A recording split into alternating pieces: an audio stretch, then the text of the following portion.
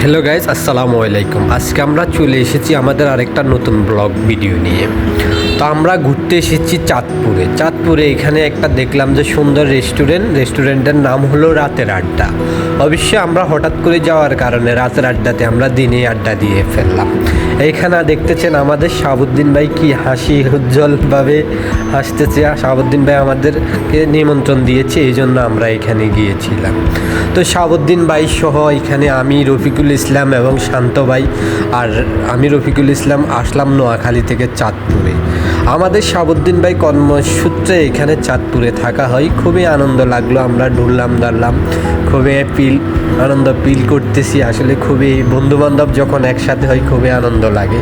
তাছাড়া যে রেস্টুরেন্টটা রাতের আড্ডা এখানে খুবই সুন্দর এবং দৃশ্যমান।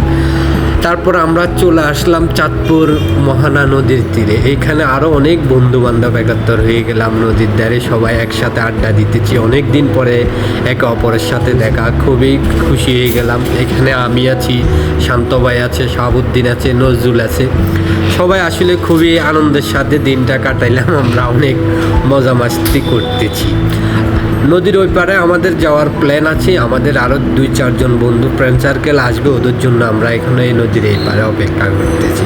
খুবই আনন্দ ফিল করতেছি। আপনারা যারা আসলে এখনও চাঁদপুর যাননি মোহনা নদীতে, তারা অবশ্যই ঘুরে আসবেন চাঁদপুর মোহনা নদীতে তীরে। তো আমরা আসলে আজকে সারাদিনটা এখানে কাটিয়ে ফেললাম।